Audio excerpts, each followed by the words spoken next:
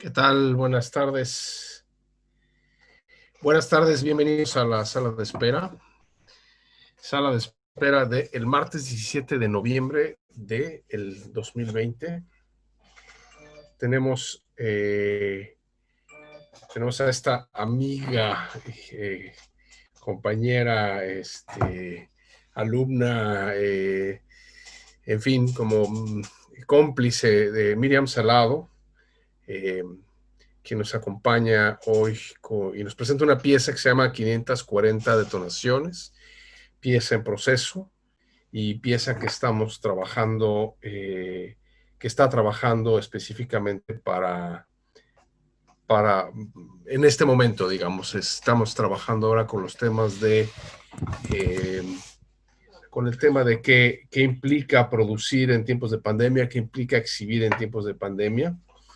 Eh, El trabajo de Miriam lidia con los procesos sociales y culturales que afectan principalmente al norte de México. Ella está en el norte de México, revisando entre cruces de las comunidades originarias, la frontera, migración, transmigración entre México y Estados Unidos y también el tema de narcotráfico y obviamente incluidos dentro de estos temas, permeando un poco ahí están los temas de violencia, ¿no?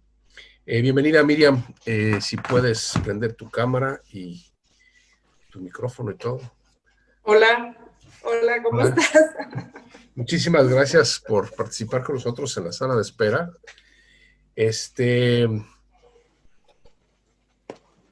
Te voy a hacer una serie de preguntas que son las preguntas con las que siempre empezamos un poco en la sala de espera, que tienen que ver un poco como para dar contexto, digamos, de dónde se encuentran nuestros interlocutores en este momento. ¿Dónde estás tú, Miriam?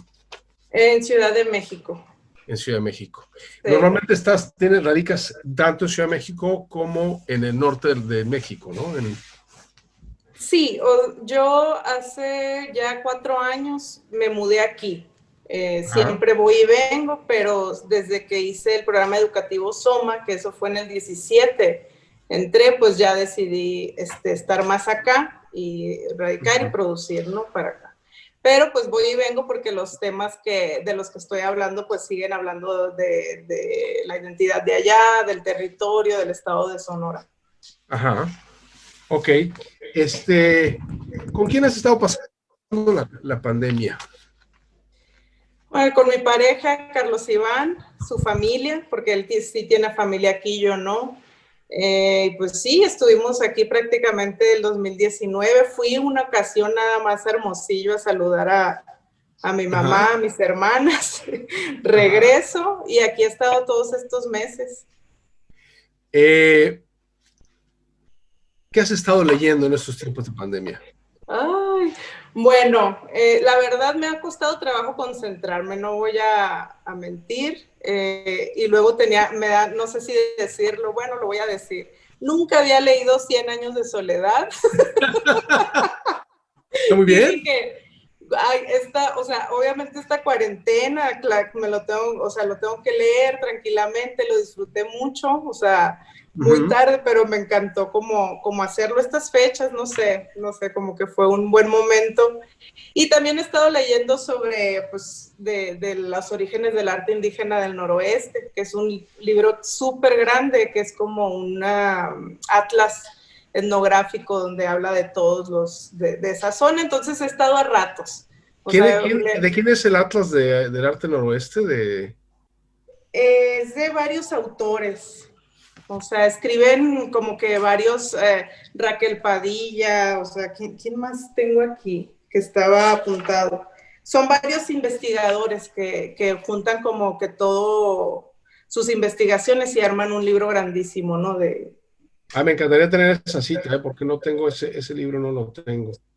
Digo, no, Uh-huh. porque no la que la saques ahorita, Sí, yo buscando en eso. no te preocupes. Oye, ¿qué has estado viendo en tiempos de pandemia? Pues la verdad, sí, Netflix ha sido como que, Sí, sí, sí, o está bien. sea, volví a ver Breaking Bad, empecé a ver películas, también muy curioso porque me ha llevado, no sé si has visto, Rafa, pero han subido muchos documentales y cosas como casos sin resolver, asesinatos, o sea, no sé, y creo que me he ido por ahí, que son muy fuertes, la verdad. Uno pensaría que en esa plataforma es, o sea, sí es entretenimiento, pero también han subido últimamente ese tipo de documentales. Claro. No sé, el de caso de Marisela Escobedo, no sé si lo has visto, ¿no? No lo he visto el documental, no lo he visto, ¿no? Sí, no, pues he visto esas cosas, la verdad, te digo, en que vuelvo a ver la serie, pongo películas o veo estos documentales en lo que estoy, no sé, haciendo algo, ¿no? ¿Cuál es la peor película que has visto? Ay, ¿cuál fue? La vi hace poco, era de vampiros, horrible, está así muy mal hecha, ¿cómo se llama? Virus, algo así, pero era una así extremo. Pero pues ya te queda de reírte y obviamente lo terminas todo, ¿no? Claro, O sea, claro. yo me quejo toda la película, pero hasta que no se te acabó, ay no, qué horror, dije, qué Y horror, qué yo tengo ese vicio como gente que estudió cine de acabar la película. O sea, creo que me he salido yo creo que unas 8 veces en mi vida de ver película. Bueno, cuando uno se salía de las salas de cine. de la sala, sí. Sí, sí. Creo que sí, No, he pero parado ahora muchas más. te digo, como que lo ves todo, aunque sea malísimo, hay una cosa y de no, a ver, ¿en qué termina esta porquería? Y lo ves Sí. todo. A ver cómo la resuelven o a ver cómo no resuelven. Y, no, ¿Y qué has estado escuchando?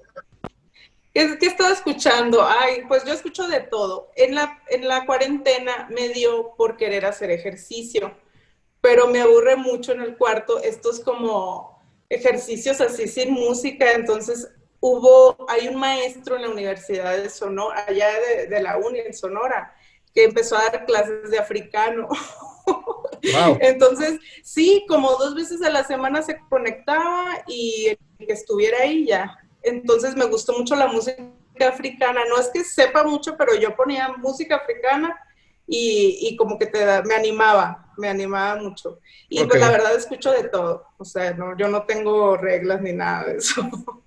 No, pero que hayas decidido como escuchar algo en particular o que hayas decidido como, o sea, escuchar un podcast. Por ejemplo, hay gente que está escuchando mucho podcast, hay gente que está escuchando mucha conferencia, hay gente que está Sí, sí, escuchando claro. música, También ¿no? escuché unos podcasts de feministas.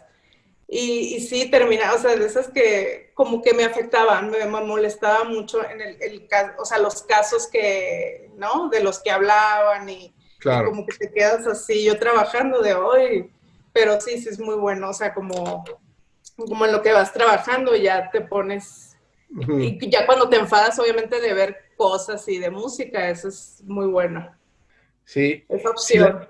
si la cuarentena fuera un animal, ¿qué animal sería? Ay, no sé, es como uno que hiberna. Como un lagarto, así una tortuga, no sé, que está escondida toda la temporada. ¿Tortuga o lagarto? Ese sí nunca lo había escuchado. ¿Qué es lo que más extrañas? En este tiempo, Sí, tener la libertad de ir más a Hermosillo, Sonora, sí, de sí, llegar más con mi familia más tiempo. ok. ¿Has bailado? Sí, Sí, sí, sola, yo en el cuarto, la verdad me gusta mucho. ok. Desestresa y así. Y lo que te comentaba de africano, Sí, yo ¿y qué has bailado algo en particular o de como todo algo. bailas un poco?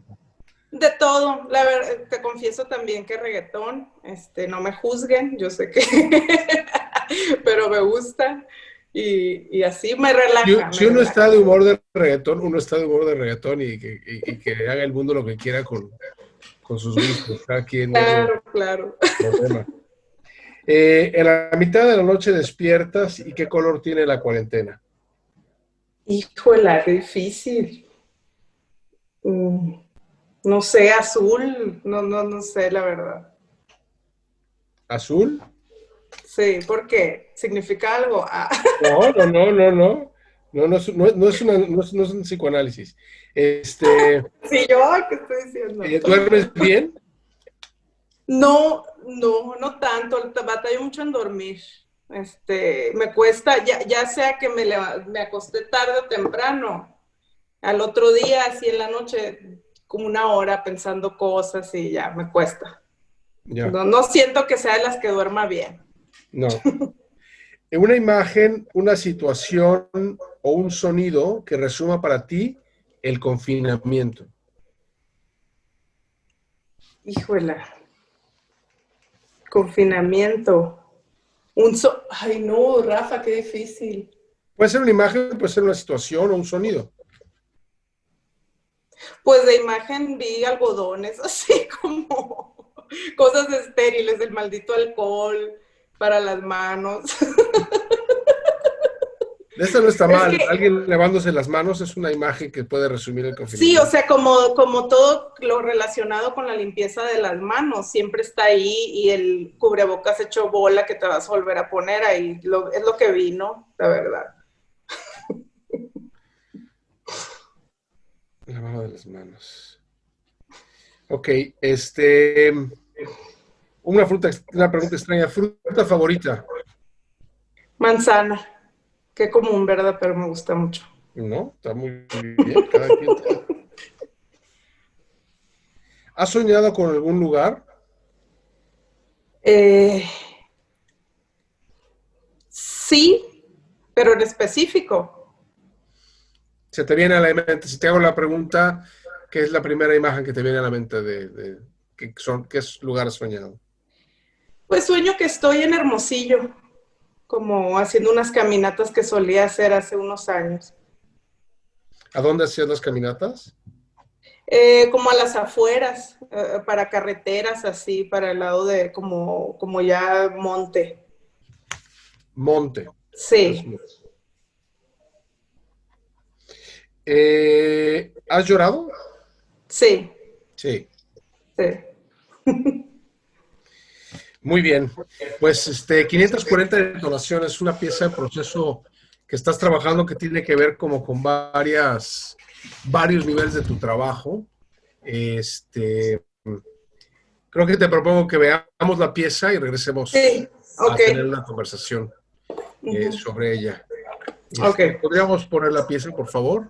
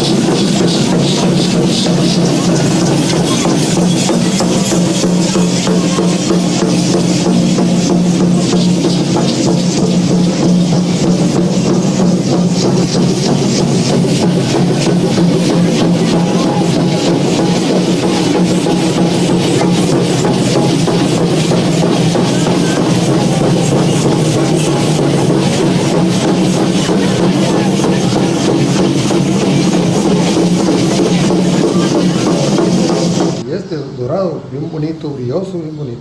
Esta es una chica, salió más Hacer grande. macho. Sí.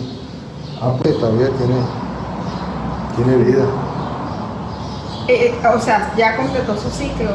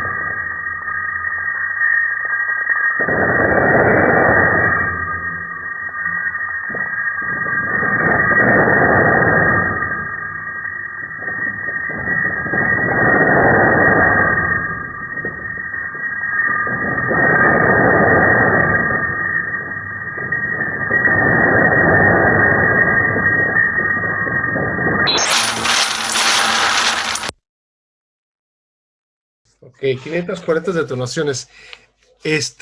Pregunta rapidísima, ¿es el baile o la danza original en la que usan estos cinturones?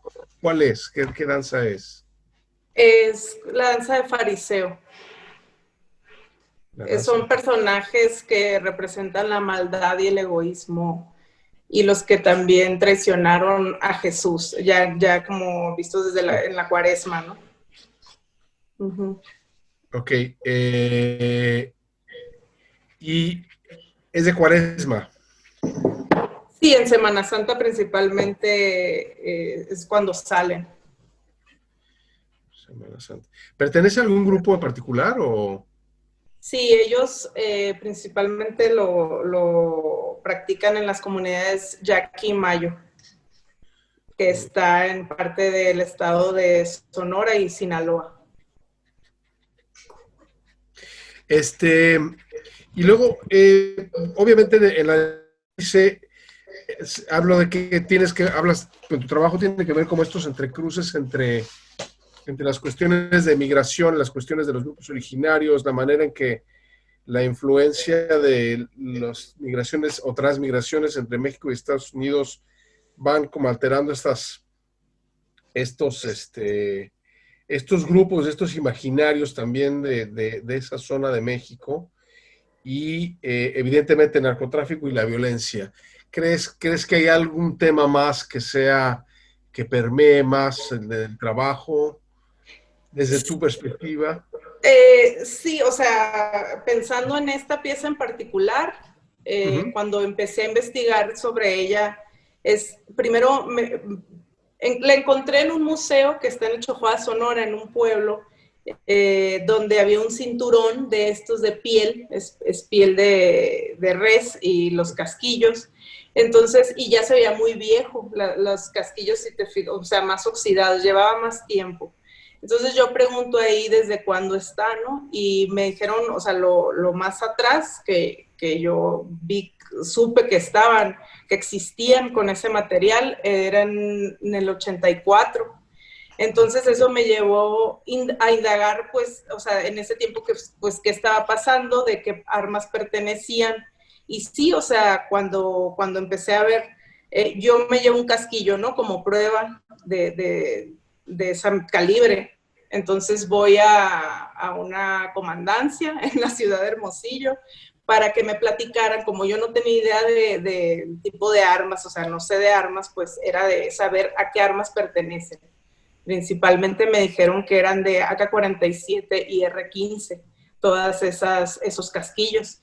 Entonces, obviamente ahí pues sí te pones a pensar que son de armas de narcotraficantes, armas Armas de ilegales. alto poder, ¿no? Sí, sí. También otro tema que puede estar ahí en cuestión es el de la cacería. El de la cacería, creo, no puedo especificar si legal o ilegal. Hay zonas que no se puede cazar, entonces si tú encuentras de ese material ahí, pues ya como que entiendes que pues es de un rollo ilegal, ¿no? De cacería furtiva. Entonces, no sé, como que en esa pieza pueden ir varias capas, esos varios temas, y hasta el momento, o sea, he indagado, pero no puedo yo saber a ciencia cierta a qué o para qué usaron cada bala, ¿no? O sea, cada detonación. Pero obviamente estás apostando a la imagen y cuando tú ves la imagen y ves el cinturón, ¿qué es lo primero que pensaste con? Pues, o sea, yo cuando supe de este instrumento, sí, yo me interesé mucho por el instrumento. O sea, a mí la forma que me interesa es este objeto, que es un instrumento para música de cuerpo de estas comunidades. Entonces, eso me llevó a hablar y, bueno, indagar sobre la cultura y los orígenes del arte en Sonora, ¿no? Y al mismo tiempo o sea, obviamente cuando yo vi ese cinturón, dije, esto es de hace poco, digamos, o sea, el que Claro, esté esto colgando. tiene que ver que los casquillos no pueden ser demasiado viejos también, ¿no? Ajá, o sea, originalmente son de carrizo, es un carrizo de delgado, que en la parte de Sinaloa siguen haciéndolo, o sea, como que no fabrican, pero en la parte de Sonora con los mayos, todo ya se volvió de casquillo, porque ese es un material que lo fueron reintegrando poco a poco, porque yo tuve la oportunidad de platicar con un artesano de esa zona y me dice que de un momento a otro en los 80s empezó a haber mucho material en el monte, casquillos. Entonces empezaron a juntarlos y fue cuando perforan el casquillo, les gusta el sonido y es cuando lo reintegran a su vestimenta, ¿no? A los cintos. Ujú, Entonces ujú. eso fue como que aparte, o sea, a mí yo seleccioné estos instrumentos porque ya están haciendo un cambio de un momento a otro, pues ya hace unas décadas por pues diferentes cuestiones. O sea, hay otros instrumentos que vienen en la primera parte del video, que son los capullos de mariposa, y que por la sobreexplotación y diferentes factores desaparece la especie. Entonces estos artesanos se ingenian con materiales cotidianos, reciclables, a generar y hacer, digamos, sus capullos ya con un material de aluminio, con latas de cerveza. El capullo de mariposa es el que haces de sonido como de sonaja. Sí, sí, Ah, como, bueno, wow. suena mucho como serpiente de Como cascabel. cascabel, No, sí, pero más bien como sí. así. Uh-huh. Pero, Entonces, y es la imagen que teníamos, sí son capullos. Lo que nosotros vimos originalmente sí son capullos. sí, si recuerdas, está como en forma de bola, Ajá, ¿y esos sonando. dónde se ponen o cómo se usan? ¿Como instrumento? Sí, es un instrumento que va enredado en las pantorrillas del danzante. Ok, No sé ok. aquí usan otro tipo es una semilla aquí para los danzantes y allá es el capullo vacío. O sea, lo que hacen es recolectarlo en el monte una vez que la mariposa, ¿no? Ya Ajá. abandona, el capullo queda vacío, lo limpian, le ponen unas piedras pequeñas, los tejen y esa sarta, así se le llama la sarta, se enreda en las piernas del danzante. Ujú. Entonces, hace un sonido y pues también lo que me llamaba la atención es qué sonidos se están representando también en la danza. Originalmente con materiales naturales, ese sonido representa la víbora de cascabel en el monte, por ejemplo, ¿no? Ajá, ajá. Uh-huh. O sea, Entonces, o sea, usan los capullos secos de una mariposa específica sí, para 4 producir el espejos. sonido de una serpiente cascabel. ¿En una danza en particular o es también la danza de los fariseos? Lo usan los fariseos, lo usan en la danza del venado, o sea, Ah, los el capullo de la pascolas. danza del venado. Ah, ok, ok, ok, ya entendí, ya Sí, entendí. sí Ok. recuerdo, o sea, se ven como bolitas así. Sí, sí, sí. Esos son los originales. Yo sí o sea, cuando estaba seleccionando los instrumentos que me interesaban, eran justo esos que han pasado por un cambio debido a ciertos factores y no es que la danza pues esté desapareciendo, sino que se está transformando. Pero a mí me gustó el objeto y pues la energía material, o sea, como el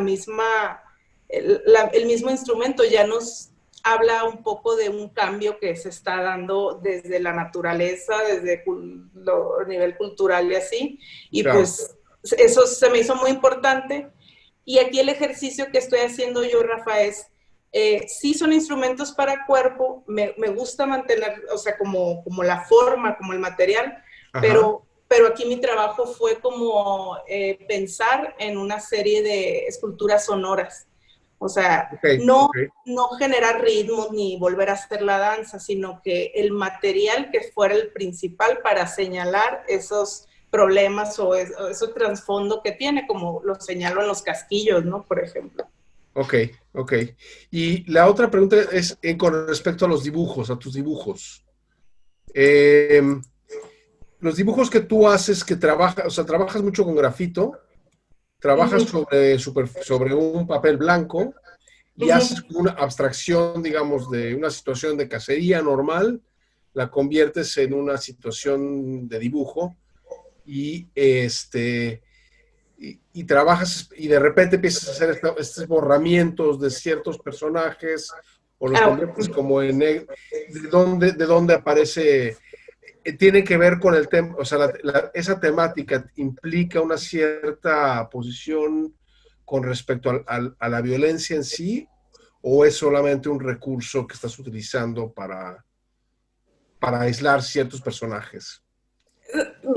A ver, sí, por ejemplo, muchas de esas imágenes son imágenes que yo recopilo en lo que estoy investigando, ¿no? Estaba haciendo esta pieza de los casquillos y empecé a ver páginas en línea de ranchos exclusivos en el estado de Sonora. Ahí tienen una galería de todos los visitantes y clientes que van a cazar. Estos son cacería legal, ¿no? ¿Cómo se llama? ¿Ranchos cinegéticos? ¿Cómo tiene un nombre? Sí, cinegéticos. Cinegéticos, tiene un nombre. Ajá. Sí, y hay varios allá en el estado. Entonces empiezo a juntar esas imágenes porque, bueno, a mí obviamente en la lectura de la página era como el trofeo mayor, así le llaman cuando logran cazar a, por ejemplo, animales grandes como borrego cimarrón o venado bura. Es como lo top así, ¿no? Claro. Entonces yo empiezo a juntar estas imágenes y obviamente a partir del dibujo a mí me gusta pues acentuar o no, darle una lectura diferente a esta imagen que sale, claro, el personaje así con una sonrisota y es el mejor día, ¿no? Porque pues logró cazar el venado.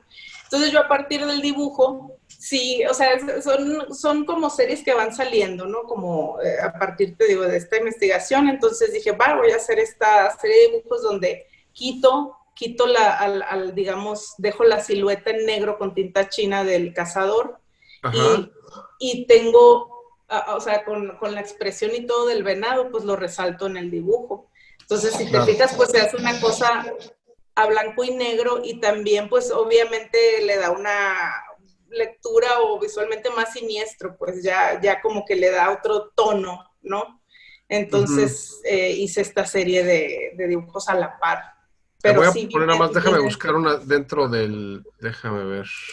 Sí. Rápidamente nada más para...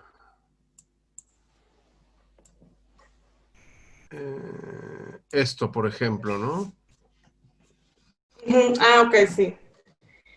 Sí, estos son o sea, son recorridos que hago en los montes, en las carreteras, y muchas veces te encuentras con restos de caballos, vacas, cementerio de vacas, el esqueleto de un pelícano, de un venado, y pues si tomo el registro y pues me gusta como la imagen, también genero este tipo de dibujos, ¿no? Pero son imágenes que están obviamente todo el tiempo refiriendo a la muerte, ¿no?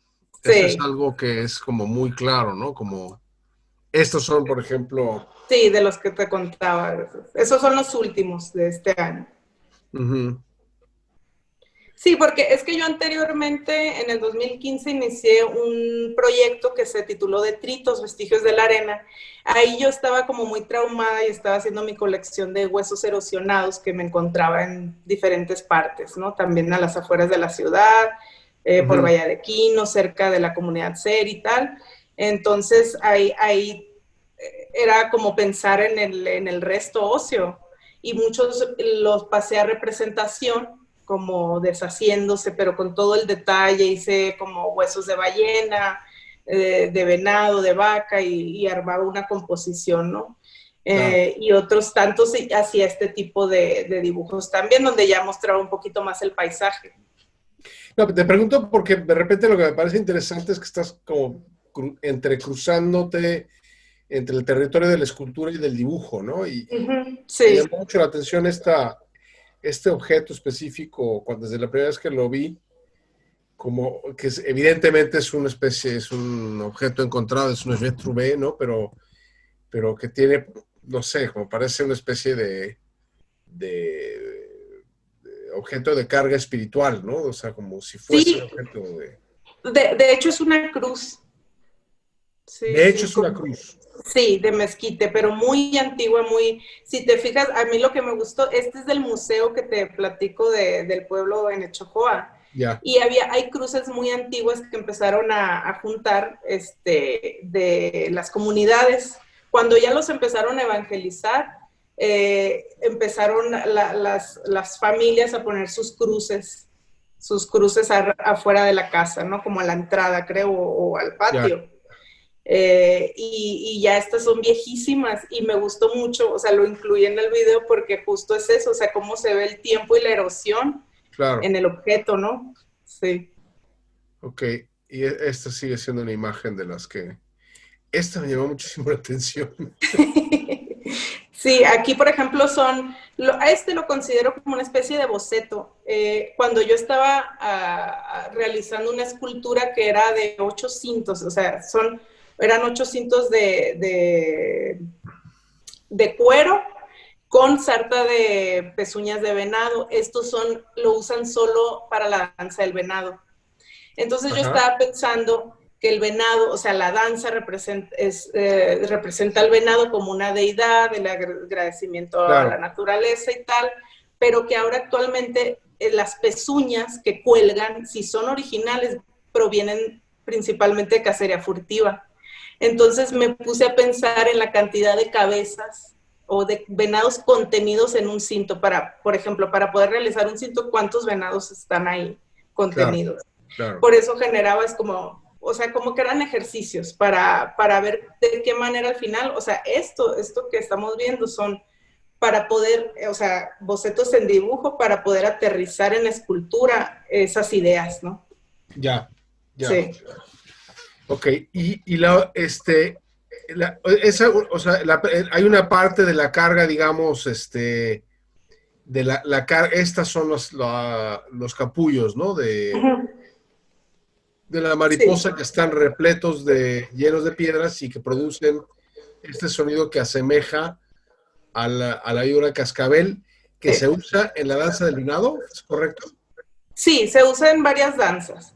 Okay. La danza del venado, pascola y fariseos, pero esta es la original, pero en unos segundos más adelante pues se ve un detalle del capullo ya realizado de aluminio. Entonces, por ejemplo, los fariseos ahora actualmente la mayoría son de aluminio, o sea, no esos. Okay. Ese detalle. Ok. Jorge Carretero Madrid dice, parecería que en fragmentos de tu obra observas y sintetizas la vida como una especie de presencia sonora, permanente, agazapada, oculta, visible, que anuncia siempre la verdadera existencia del miedo, de lo inevitable en la existencia del temor cotidiano, la continua sensación de un crótalo que irrumpe en tu vigilia y en tus sueños, y a cada tanto y que finalmente poco a poco desvanecerá la vida. ¿Qué vas a decir a eso, Miriam? A ver. No sé qué decir. No sé, pero me gustó mucho. No, me emociona, o sea, sí me da gusto, Rafa, porque, no sé, por ejemplo, esa pieza en particular de la de aluminio, yo hice una escultura sonora que pensé mucho en el gesto, por ejemplo, a ver, el gesto, el sonido que representa es la cascabel al final de cuentas, está hecho de aluminio. Entonces lo que yo hice fue hacer esta instalación. Cuando tú te acercas ya estás a 1,5 metros de la escultura, te siente y se activa. O sea, en toda la estructura de alambrón empieza a vibrar. Entonces es el mismo gesto y me gustó mucho que cuando iban los espectadores era esa sorpresa de no se esperaban que cuando tú y tu presencia, con tu presencia actives y sí sientas como esa advertencia de que tú también puedes estar en peligro. Entonces, no sé, o sea, como lo que comentó o algo así, pues me sonó. Este sería, déjame nada más ver, es este momento, ¿no? Creo que sí.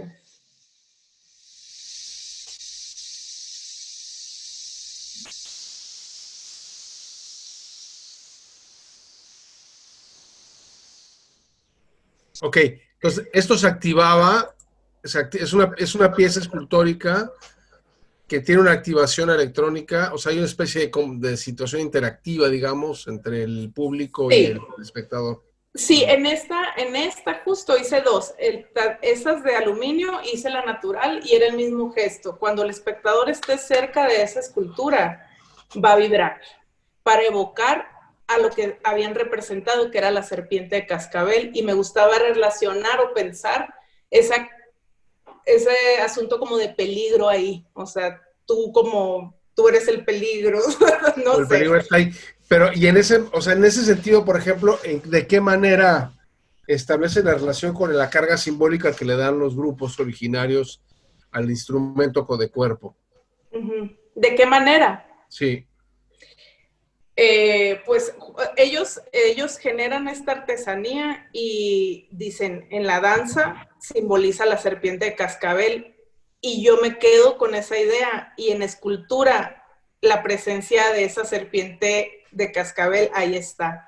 O sea, pero lo que yo, o sea, soy como si fuera un puente de mostrar lo que ellos lograron, ¿no? También el artesano con este tejido y con su oído, ¿no? Porque también son músicos, como llevas a un lugar por medio de este material la presencia de ese animal.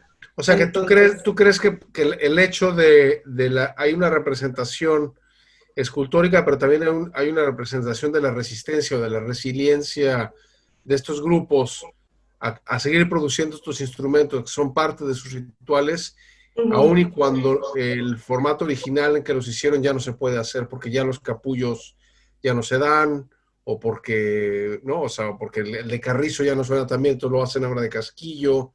Entonces, si el sí, capullo ya no se da, lo hago de aluminio, pero el chiste es que lo hago y que hay una investigación y hay una especie de ajuste, digamos, y de trabajo, de resistencia de parte de los músicos.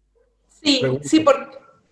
digo, yo siento que es lo que comentaba, que no es algo que esté desapareciendo la tradición, pero sí está transformando y o sea, si no tenemos este material original que significaba mucho, pero podemos fabricar entonces sí siento que es como defender su existencia y también esta persistencia, pues, de la cultura, ¿no? O sea, no sé, me parece muy interesante, por eso nunca dejé de pensar desde su visión, digamos, desde cómo lo concebían, para poder hacer este balance, o sea, su esencia, pero mi comentario es, pues también actualmente qué significa ese sonido, o sea, que estamos escuchando, ¿no? O sea, como que siento que en las artes te permite poner en esos temas, pues. O sea, Claro. Ok, y la otra cosa que no está aquí, pero está en una de las imágenes que me mandaste, a ver si la tengo sí. rápidamente aquí.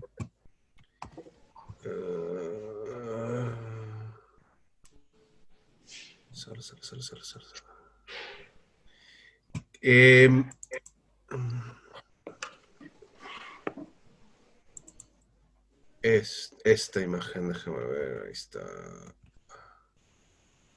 Share screen, esta imagen. Esta. Ok. Háblame de esta imagen, de este dibujo, digamos.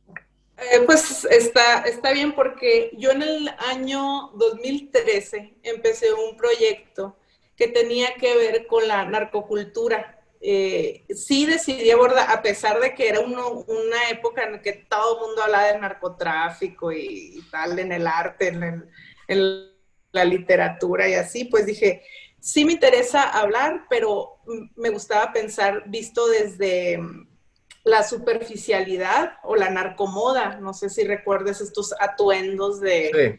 de la gente que se vestía como un narco, y luego empezaron a salir estas gorras con mil pedrería y el malverde, estas hebillas, por ejemplo, hay hebillas con la hoja de marihuana, todo está relacionado, ¿no? Sí, Entre sí. poder, el narcotráfico y tal. Entonces, pues yo empecé a generar estos dibujos.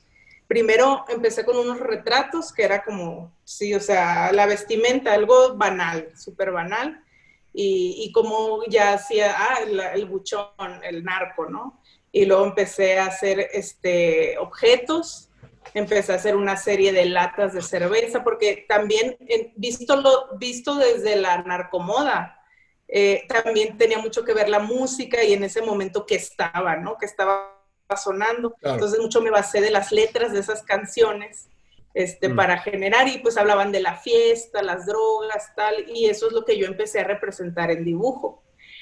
Cuando yo ya hice esta serie de Villa, ahí sentí, Rafa, por ejemplo, que me estaba encasillando mucho yo en el dibujo, en ese soporte, cuando sentía que necesitaba trabajar sobre el objeto. Dije, ¿por qué no trabajo con la hebilla? ¿Por qué la estoy representando, no? Entonces, esos fueron uno de los últimos dibujos que le empecé a pegar pedrería y así, pero dije, no, voy a experimentar ya más con los materiales. Pero yo cerré así ese proyecto que titulé El Cártel de los Pesados, que es el título de un narcocorrido, y ya, pues, te digo, generé esa serie de objetos y retratos y ya, para hablar desde ahí, nada más. Ok, y tengo una última que es algo, que es esta. A ver si se puede. File, view, sí. full screen. ¿No?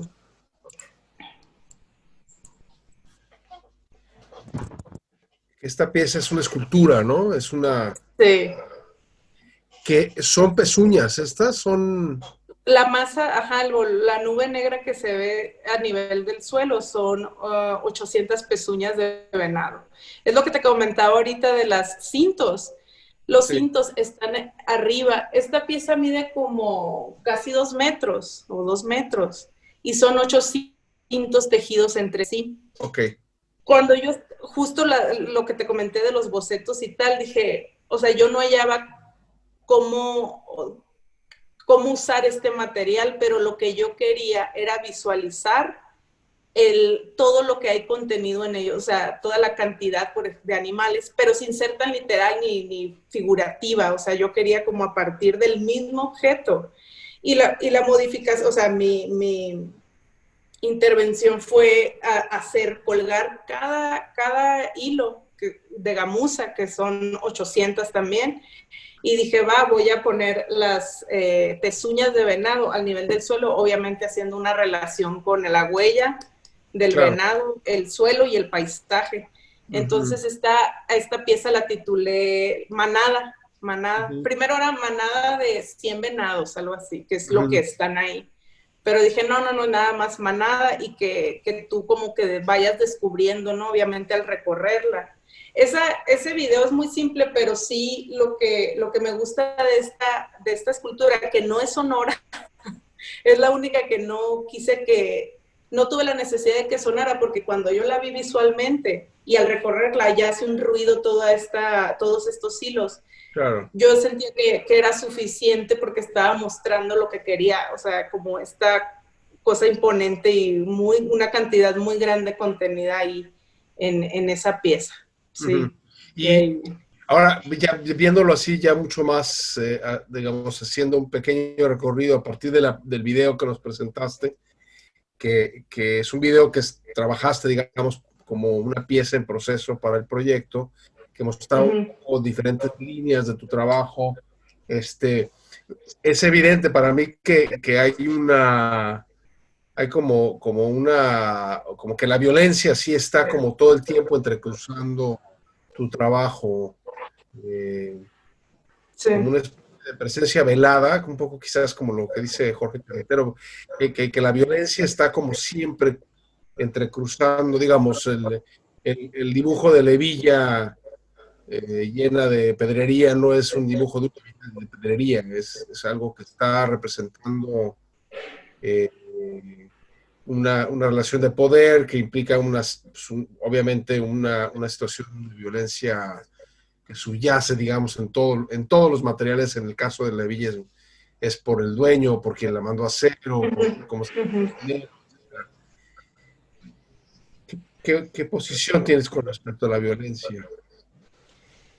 Pues que puede estar en la cosa más, por ejemplo, pienso mucho en la identidad, y cuando cuando llevan al evento el danzante de venado, como que siento que podemos cuestionarnos en cualquier momento, algo que damos por hecho y que sentimos parte de él, por ejemplo, allá los hermosillenses, los de Sonora, que hay problemas actuales que no se están atendiendo o no nos ponemos, por ejemplo, a pensar, y me gusta justo en algo tan asimilado, por ejemplo, en el norte, darle la vuelta y darle otra lectura para que como espectador, yo misma me incluyo, entendamos que las cosas no están bien, no están bien, porque creo que tiene que ver con todos nosotros, no es señalar, ay, al artesano, no, hay sobreexplotación, ¿sabes? Es irónico que siga la danza del venado representando esa cosmovisión que tenían cuando ahora existe la cacería furtiva, o se mantiene la especie por negocio, ¿no? Por un negociazo de pagar, vienen extranjeros, ¿no? Y pagan arriba de 100,000 pesos o más. Sí, yo hice cuando estaba filmando una película en Baja California, ajá. La gente que estaba encargada de la conservación del borrego cimarrón de la Sierra de San Ignacio, órale, sí, decían que ellos daban, o sea, que había, bueno, porque oímos unos disparos y dijimos, no, sí, son los cazadores que tienen una licencia. Y nos dijo, nosotros damos 10 licencias, porque yo les dije, oye, pero están en peligro de extinción. Me dijo, sí, están en peligro de extinción. Pero nosotros damos 10 licencias al año, porque con 10 licencias al año cubrimos los gastos de la conservación de todo el año. Sí. O sea, es como... Que no nos da el Estado, que el Estado no nos da, porque no da dinero para la conservación. Estoy hablando del 92, no hace mucho tiempo, pero... Sí, ok. Pero ellos daban 10 licencias al año a $10,000 cada una, lo cual eran $100,000 que daban para mantener el programa de conservación del bodego de Baja California. Sí. ¿No? Claro, y los cazadores es lo que defienden. No estamos matando, o sea, no estamos eliminando una especie. Nosotros ayudamos a la conservación, pues claro, o sea, van a controlar estas especies para que siempre haya como ese negocio, no sé, entonces se me hace como irónico. Capitalismo exacerbado llevado hasta sus últimas consecuencias. Sí, no, y pensar que algo se conserva, pero... Total. Sí, y que algo sigue conservándose bajo este interés, es como, o sea, no sé, eso me causa como no sé, siento esa ironía y me llega a preguntar qué significa entonces ahora esto, la cultura, o sea, la danza, claro, estos actos, cuando pues están pasando otras cosas, o sea, eso siempre como que está ahí y me gusta pensarlo desde ese territorio. O sea, y una última pregunta, a menos que haya alguien del público que quiera hacer una pregunta. Una pregunta que te haría sería, estas piezas que trabajas, que tienen que ver con ciertas apropiaciones de ciertos rituales de los grupos originarios, ¿alguna vez las has mostrado con ellos? ¿Las han visto? ¿Te involucras con ellos para la producción? ¿Las van a ver? ¿Cómo saber cómo funciona esa recontextualización, si es que has sido testigo de ella, has sido parte de esa recontextualización? ¿Qué piensan ellos de ese proceso? Sí, buena pregunta, porque yo comienzo este proyecto, digamos, a mediados del 2017. Yo, al mismo tiempo que yo estaba aplicando a SOMA, a la convocatoria. Sí. Entonces yo tuve la oportunidad de estar ahí y me iba a Chojoa, Navojoa, a partes de allá. Tuve la oportunidad de platicar con los artesanos, de conocerlos. Yo no iba, o sea, eran entrevistas informales que se fuera dando, o sea, no iba con meta de voy a hablar y lo voy a grabar, pero sí quería como ese primer acercamiento, y tuve también la oportunidad que me sirvió muchísimo de platicar con ellos y contarles, yo estudié artes, me gusta trabajar con esto y tal, entonces sí, ellos como como, obviamente pues les parecía extraño, pero les gustaba como con la sinceridad con la que me acercaba y tal cual lo que quería. Entonces eso me ayudó mucho. Luego pasa de que son un par de meses que tengo la oportunidad de hacer eso, quedo en el programa y es cuando me mudo a Ciudad de México acá. Entonces dije, bueno, no es, o sea, porque dije, me hubiera gustado más tiempo. O sea, creo que me hubiera enriquecido mucho más, pero también sentía la necesidad de ver a distancia, o sea, de salir de ese contexto del que estamos hablando, porque también cuando estás inmerso dejas de distinguir cosas o ver cosas Claro. como más claras. Entonces yo me muevo y empiezo ya más bien a ver investigaciones, a leer investigaciones de Miguel Olmos, Raquel Padilla, o sea, como gente que lleva años y años investigando sobre estas comunidades y pues ya fue cuando empecé. Sí, en algún momento, pues regreso, voy con el director del Museo del Yaqui en Cocori y le dije, ¿sabes qué?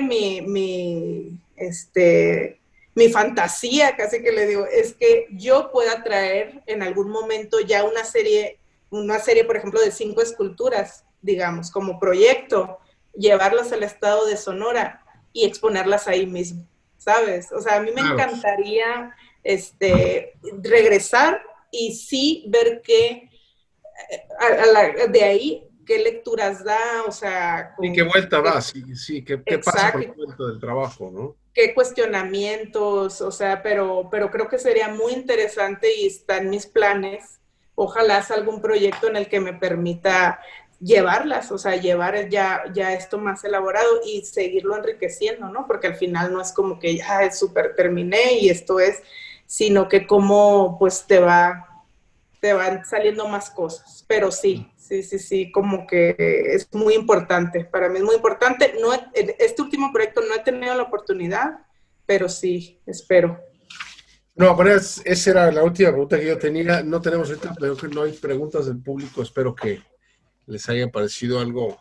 A mí me parece que es súper interesante el proceso que estás haciendo y creo que hay algo que está surgiendo, algo que se está como armando a partir de eso y siento que dentro de estas piezas de escultura sonora, a mí en particular la imagen y el sonido que producen los casquillos, por razones mucho más evidentes quizás por lo que son como objeto, como que llevan a ese lugar como muy, muy fuerte de recontextualización este, del proyecto.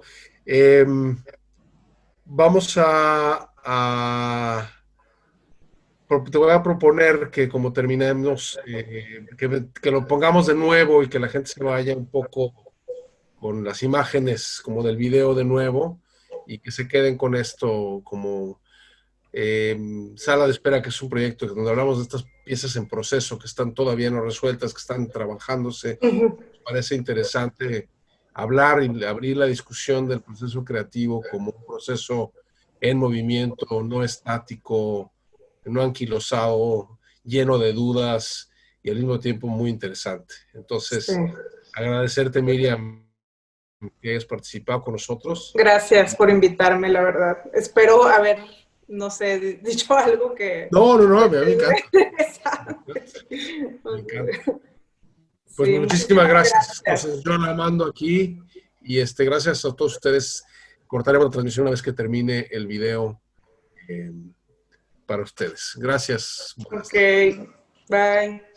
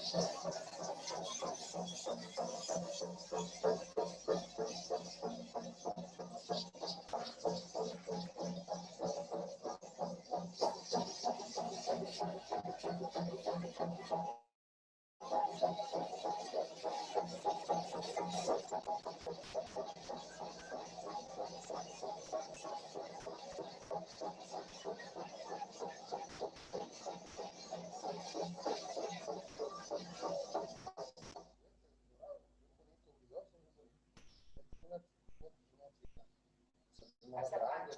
Sí. Todavía tiene vida. O sea, ya completó su ciclo.